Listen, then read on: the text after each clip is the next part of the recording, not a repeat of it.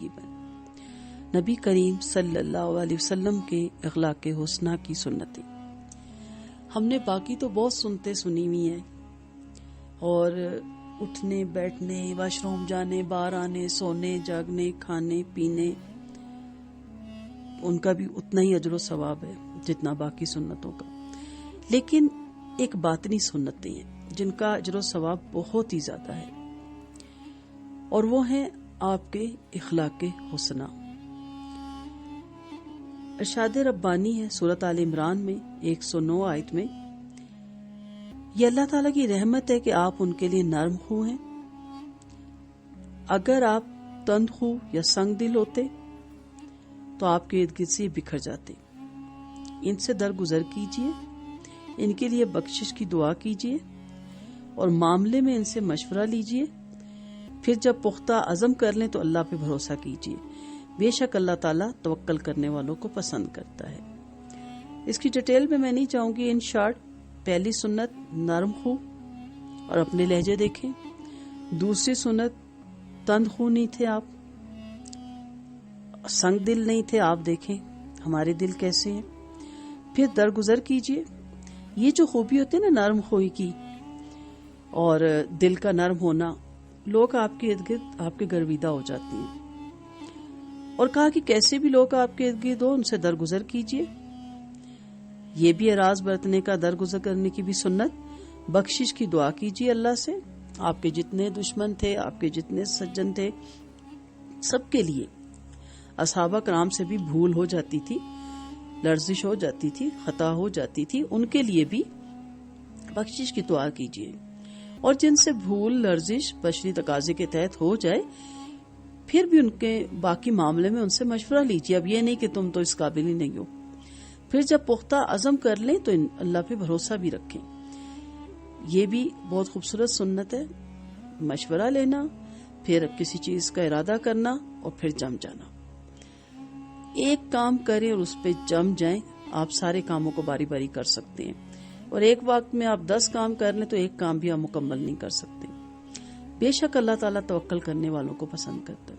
اللہ پہ توکل، بھروسہ، کہ بہت سے مشورے لینے کے بعد، اور مشورے میں نماز حاجت کے بھی نفل پڑھیں، یہ بھی سنت ہے. اللہ سے سب سے پہلے مشورہ استخارہ کریں اور پھر اس پہ توکل کرتے ہوئے اس کام پہ جم جائیں. اللہ تعالیٰ کا فرمان ہے وَإِنَّكَ لَعَلَىٰ خُلْقٍ عَظِيمٍ. آپ صلی اللہ علیہ وسلم کے اخلاق خلق القرآن، قرآن کا نمونہ تھے. یعنی آپ صلی اللہ علیہ وسلم نے قرآن پاک کے مطابق زندگی بسر کی. ایک اور سنت دیکھتے ہیں کہ آپ صلی اللہ علیہ وسلم کی ناپسندیدہ ترین عادت جھوٹ بولنا تھا.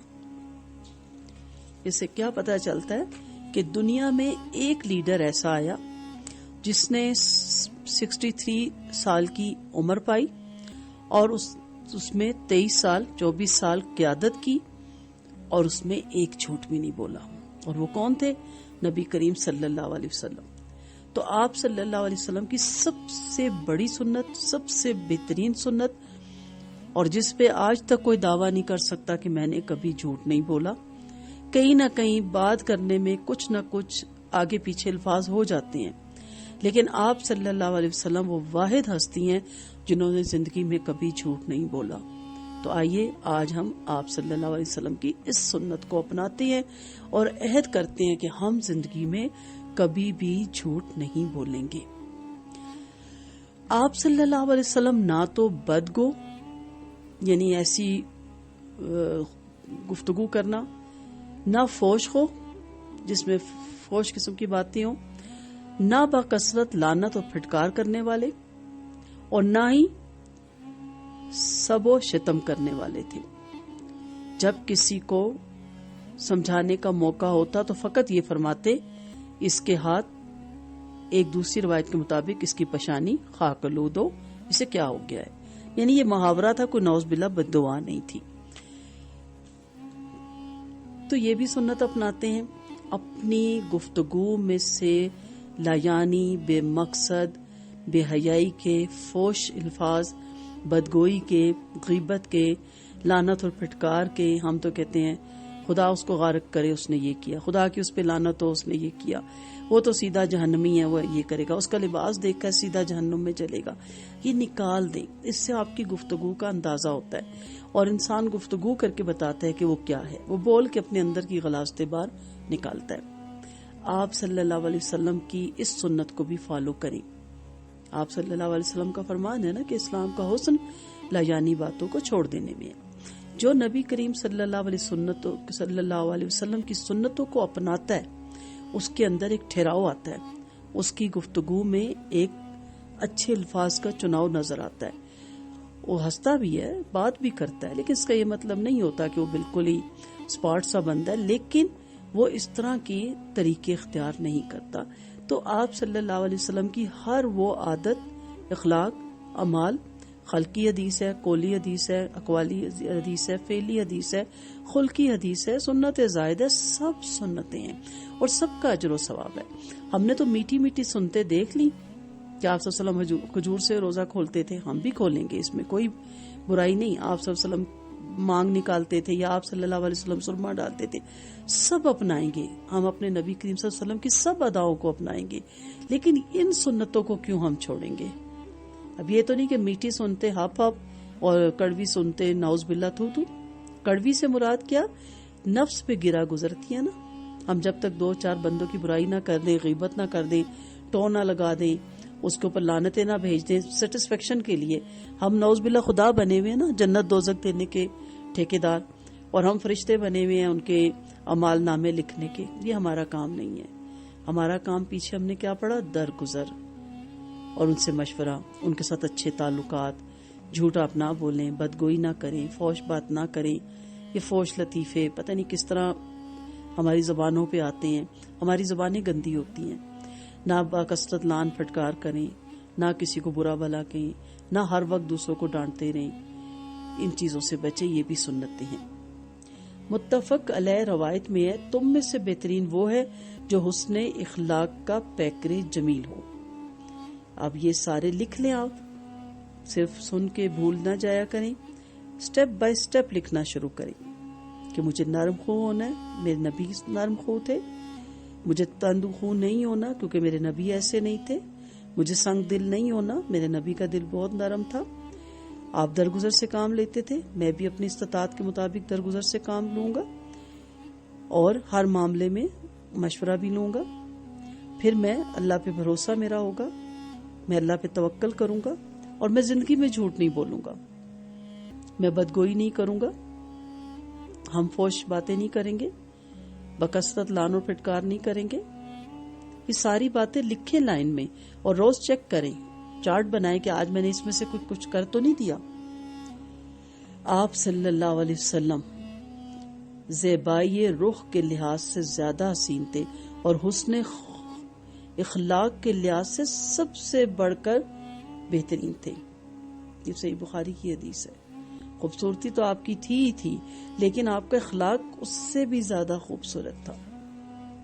سیدنا ابو ہریرہ رضی اللہ عنہ سے روایت ہے، فرماتے ہیں کہا گیا، اے اللہ کے رسول صلی اللہ علیہ وسلم مشرکوں پہ بد دعا فرمائیے.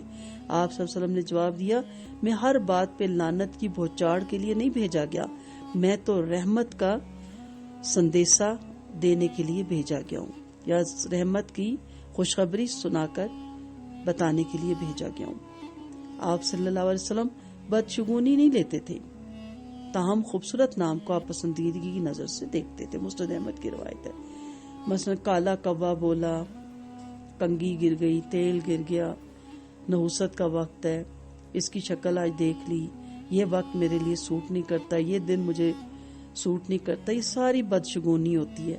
فال لینا، بلی راستہ کاٹ گئی، کالی بلی بیچاری اس کی سختی آئی رہتی ہے. ان ساری چیزوں سے بچنا یہ بھی سنت ہے. مکمل اللہ تعالیٰ پہ بھروسہ. سیدنا عمر بن عاص رضی اللہ عنہ سے روایت ہے کہ آپ صلی اللہ علیہ وسلم دوران گفتگو اپنے چہرہ مبارک اس شخص کی طرف مرکوز رکھتے تھے جو آپ سے بات کر رہا ہوتا تھا اور پوری طرح دوسرے کی بات سنتے تھے. کوشش کرتے تھے کہ کسی بات میں غلط فہمی بات نہ رہے اور بات کو کلیئر کیا جائے.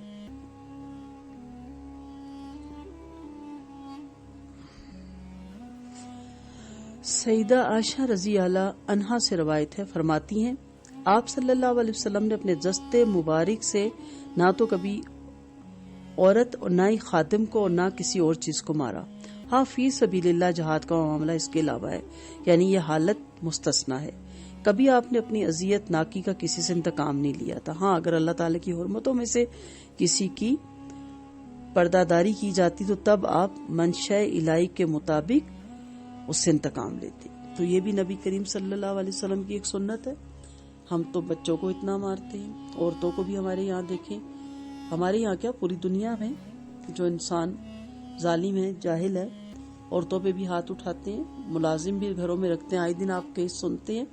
تو کیا سنتے ہیں؟ صرف یہ سنتے ہیں کہ آپ صلی اللہ علیہ وسلم روزہ کس سے کھولتے تھے، یا آپ صلی اللہ علیہ وسلم مانگ نکالتے تھے، یا آپ تیل سر پہ ڈالتے تھے.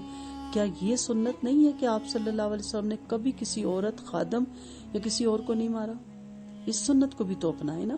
اور کبھی اپنی ذات کا انتقام نہیں لیا. یہ بہت بڑی بات ہے، کیونکہ جب آپ کو کوئی اذیت دیتا ہے نا تو دل چاہتا ہے کہ انسان اس کی جان ہی لے لے، اور کسی نہ کسی طرح اپنی استطاعت کے مطابق کہیں نہ کہیں ہم اس کا بدلہ ضرور لے لیتے ہیں. چاہے اس کی غیبت کر کے لے لیں، چاہے اس کو بدنام کر کے لے لیں، چاہے اس کو ٹونے مار کے لے لیں، یا کسی اور طرح سے لے لیں. ہم کہیں نہ کہیں انتقام لے کے خوش پڑے ہوتے ہیں. میری نبی کی شان دیکھیں کہ آپ نے اپنی اذیت ناکی کا کسی سے انتقام نہیں لیا تھا. یہ سنت اپنائیں. انشاءاللہ یہ بھی جاری رہے گا، اس کا پارٹ 1 کہہ لیں اس کو. ہم یہ سنتے اب اپنائیں گے اور انشاءاللہ ان سنتوں کو فالو کریں گے تاکہ نبی کریم صلی اللہ علیہ وسلم کی صحیح سنتوں کی اتباع ہم کر سکیں. وآخر دعوانا ان الحمدللہ رب العالمین. سبحانک اللہم و بحمدک نشہد ان لا الہ الا انت نستغفرک و نتوب الیک. السلام علیکم ورحمۃ اللہ وبرکاتہ.